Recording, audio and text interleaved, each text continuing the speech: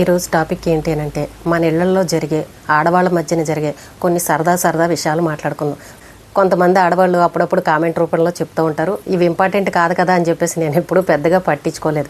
అయితే ఈ రోజున ఆ విషయాల గురించి మాట్లాడుకుందాం. ఏంటి అనంటే ఇరుగు పొరుగు అని అన్న తర్వాత ఏవో ఒకటి ఇచ్చిపుచ్చుకుంటూ ఉంటాం. మన ఇంట్లో ఏదైనా లేదు అని అంటే పక్క వాళ్ళని అడుగుతూ ఉంటాం. కొంతమంది ఉన్నారనంటే ఏది లేకపోయినా సరే అసలు పక్క వాళ్ళని అడగరు, అలాగే ఉంటారు, లేదంటే బయటకు వెళ్ళి తెచ్చుకుంటారు. కొంతమంది ఉన్నారంటే విపరీతంగా పక్కింటి వాళ్ళ మీదే ఆధారపడుతూ ఉంటారు. ఇంట్లో పప్పులు ఉప్పుల దగ్గర నుంచి డబ్బుల విషయాల దగ్గర నుంచి కూడా పక్క వాళ్ళని అస్తమానం అడుగుతూనే ఉంటారు.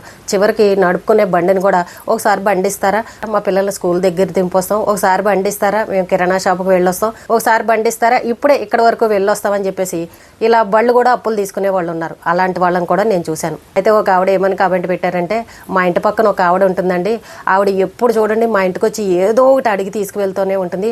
మేమైతే ఆవిడని అసలు ఏమీ అడగము, నేను ఇంట్లో లేకపోయినా నేను ఊరు వెళ్ళినా సరే మా వారి దగ్గరికి వచ్చి అడిగి మరీ తీసుకువెళ్తుందండి. అయ్యో ఆవిడ లేదు కదా ఎందుకు అడగడము, మగవాళ్ళని అడిగితే బాగోదు కదా అన్న కొంచెం కూడా ఆలోచించకుండా మా వారి దగ్గర అన్నీ అడిగి పట్టుకు వెళ్తుంది. నేను వచ్చిన తర్వాత ఆయనేమో ఆ పక్కింటి ఆవిడ ఇది తీసుకువెళ్ళింది అది తీసుకువెళ్ళిందని నాకు వచ్చి చెప్తారు. నిజంగా కొంతమంది ఇలాంటి వాళ్ళు కూడా ఉంటారండి. ఆడవాళ్ళు అంటే సహజంగా ఏదో ఒకటి అడిగి తీసుకుంటాం, కానీ ఇంట్లో లేనప్పుడు కూడా ఆడవాళ్ళు వచ్చి ఇలా మగవాళ్ళ దగ్గర అడిగి తీసుకువెళ్ళడం అది ఎంతవరకు కరెక్ట్ అండి అని చెప్పేసి ఒక ఆవిడ కామెంట్ పెట్టారు. నిజమే కదండి, పక్కింటి ఆయన భార్య లేనప్పుడు వెళ్ళి మగవాళ్ళని మీ ఇంట్లో కందిపప్పు ఉందా, మీ ఇంట్లో పంచదార ఉందా, కొంచెం ఇవ్వండి వచ్చాక ఇస్తాను అని ఇలాంటివి అడగడం మరి అది ఎంతవరకు కరెక్ట్? తప్పు కదా, అలా అడగకూడదు కదా.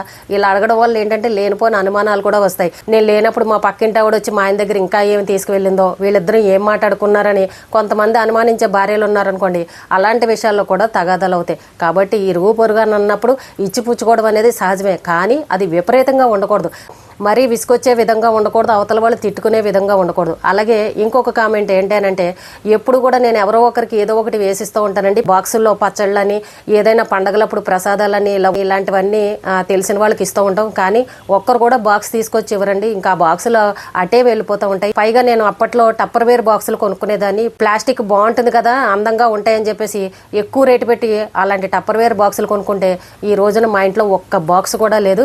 ఎవరికన్నా ఇస్తుంటే తిరిగి పట్టుకొచ్చి ఇవ్వట్లేదు. సరే స్టీల్ బాక్సుల్లోనూ స్టీల్ బౌల్లోనూ వేసిస్తుంటే అవి కూడా అట్టే పోతున్నాయండి. నాకేమో మొహమాటం ఎక్కువ, వాళ్ళు ఇచ్చినప్పుడే నేను తీసుకుంటాను తప్ప నేను తిరిగి అడగడం అనేది ఉండదు. నా వల్ల ఇంట్లో సామాన్లన్నీ పోతున్నాయి. నేను మళ్ళీ సామాన్లు కొంటానంటే మా ఇంట్లో మా వారేమో తిడుతూ ఉంటారు, ఏంటి ఇన్ని సామాన్లు ఉన్నాయి ఎప్పుడు కొంటానే ఉంటావు, ఆ గిన్నెలన్నీ ఏమయ్యాయి, ఆ డబ్బాలన్నీ ఏమయ్యాయి, ఇప్పుడు మళ్ళీ కొత్తగా కొంటావేంటి, నువ్వు డబ్బులన్నీ అనవసరంగా ఖర్చు పెడుతున్నావని మా ఆయన వచ్చి నన్ను తిడతారు. ఇలాంటి మనుషులు కూడా ఉంటే నేను ఏం చేయాలండి? నాకేమో మొహమాటం ఎక్కువ, ఏదన్నా ఇచ్చాను అంటే మళ్ళీ తిరిగి అడగను, నేను అది అక్కడికే వదులుకుంటాను, వాళ్ళంతటి వాళ్ళు తెచ్చి ఇస్తేనే తీసుకుంటాను, లేకపోతే లేదని ఒక ఆవిడ ఇలా చెప్తున్నారు. చూసారా అండి, మనుషుల్లో రకరకాల మనస్తత్వాలు కలిగిన వాళ్ళు ఉంటారు. కొంతమందికి పెట్టే గుణం ఉంటుంది, కొంతమందికి అడిగే గుణం ఉంటుంది, కొంతమంది పోనీళ్ళని ఇలా వదిలేసే వాళ్ళు కూడా ఉంటారు. కానీ ఆ తీసుకున్న వాళ్ళు ఎవరైతే ఉన్నారో అది డబ్బే కావచ్చు, ఇంట్లో ఏదైనా గ్రాసరీ సరుకులే కావచ్చు, ఎవరన్నా ఏదైనా వాళ్ళ వస్తువుతోటి మనకి ఇచ్చారనుకోండి ఖచ్చితంగా తిరిగి ఇచ్చేయాలి. వాళ్ళ చేత అడిగించుకునే పరిస్థితి మాత్రం అస్సలు తెచ్చుకోకూడదు. ఇప్పుడు మనం వెళ్ళి వాళ్ళ దగ్గర తెచ్చుకుంటాము, తిరిగి ఇవ్వకపోతే వాళ్ళు ఎన్నిసార్లు అనుకుంటారు, అదిగో నా దగ్గరకు వచ్చి పలానా తీసుకుని వెళ్ళింది మళ్ళీ తెచ్చి ఇవ్వలేదు, ఎప్పుడు ఇస్తుందో ఏంటో అని పాపం వాళ్ళు కూడా అనుకుంటారు కదా. ఇంకొకసారి మళ్ళీ వెళ్ళి మనం ఏదన్నా అడిగామనుకోండి వాళ్ళు ఏమనుకుంటారు, మొన్నోసారి ఇలా 2-3 సార్లు ఇలాగే పట్టుకు వెళ్ళింది తెచ్చి ఇవ్వలేదు, ఇప్పుడు ఎందుకు ఇవ్వాలని ఇచ్చేవాళ్ళు కూడా ఇవ్వడం మానేస్తారు. కాబట్టి ఆడవాళ్లే కావచ్చు మగవాళ్లే కావచ్చు, ఎవరి దగ్గరన్నా ఏదన్నా తీసుకున్నా, ఎవరన్నా మనకి ఏదన్నా ఇచ్చినా మళ్ళీ తిరిగి ఇచ్చేసే మనస్తత్వమే ఉండాలి తప్ప వాళ్ళ చేత అడిగించుకునే పరిస్థితి ఉండకూడదు. వాళ్ళ దగ్గర నుంచి మన అవసరాల కోసం తీసుకున్నామని అంటే మళ్ళీ అంతే మర్యాదగా ఇస్తేనే కదండి బాగుంటుంది. కాబట్టి ఇలాంటి విషయాలు అందరూ గమనించుకోండి. అయితే ఇంకొక ఆవిడ ఏమని కామెంట్ పెట్టారనంటే, మా బంధువులు ఆవిడ ఒక ఆవిడ ఉన్నారండి, వాళ్ళ ఇంటికి ఎప్పుడైనా చుట్టాలు కానీ ఎవరైనా ఇంటికి వచ్చారనుకో సెలవుల్లో ఉందామని ఈ చుట్టాల ముందరే పనమ్మాయికి ఫోన్ చేసి, నువ్వు రాకమ్మా మా ఇంట్లో చుట్టాలు ఉన్నారు, మా పని మేమే చేసుకుంటాం, నువ్వు సెలవు తీసుకొని ఈ రకంగా చెప్తుందండి. ఇదేం మనుషులో నాకు అర్థం కాలేదు, విచిత్రంగా అనిపిస్తుంది. ఎవరన్నా మన ఇంట్లో చుట్టాలు ఉన్నారనంటే పనమ్మాయికి 1-4 సార్లు చెప్తాం, అమ్మ చుట్టాలు ఉన్నారు ఈ 4 రోజులు నువ్వు సెలవు పెట్టకమ్మా, కావాలంటే డబ్బులు ఎక్కువ ఇస్తాను, నువ్వు అస్సలు పని మానకమ్మా, నేను ఒక్కదాన్ని చేసుకోలేనని ఇలా పనమ్మాయికి బతిమలాడుకుని పనమ్మాయికి చెప్తాము. కానీ మా బంధువులు ఆవిడ మాత్రం పనమ్మాయికి ఖచ్చితంగా సెలవిస్తుంది.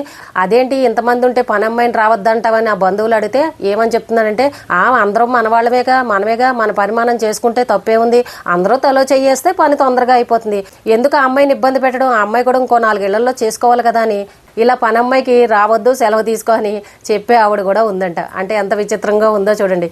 అంటే ఇలాంటి మనస్తత్వాలు కలిగిన వాళ్ళు కూడా ఉంటారనమాట. ఇంటికి మనకు బంధువులు వచ్చారంటే వాళ్ళ చేత పనులు చేయిస్తామా, చక్కగా కూర్చోబెట్టి మనమే అన్నీ వాళ్ళకి అందిస్తాం. కానీ ఇంటికి వచ్చిన చుట్టాల చేత వంట పనులు, ఇంటి పనులు అన్నీ చేయించేస్తుంది, కబుర్లు చెప్పుకుంటూ మాట్లాడుకుంటూ.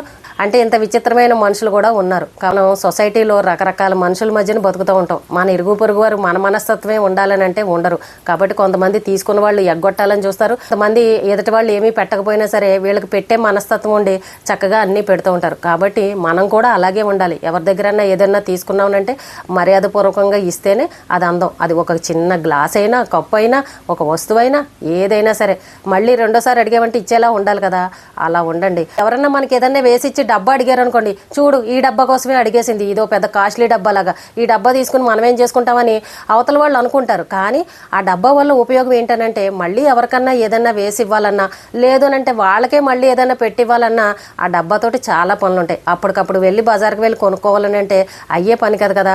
అలాగే ఎవరికన్నా ఏదైనా ఇవ్వాలనంటే మనం అది ఒలిగిపోకుండా జాగ్రత్తగా ఉండేలాగా, చూడడానికి అందంగా ఉండేలాగా బాక్స్లో పెట్టి ఇస్తేనే అది అందంగా ఉంటుంది. ఇంట్లో బోల్డ్ అని స్టీల్ గిన్నెలు ఉంటాయి, గిన్నెలో వేసి ఇది పట్టుకెళ్ళమ్మని అంటే ఎంత అసహ్యంగా ఉంటుంది చెప్పండి.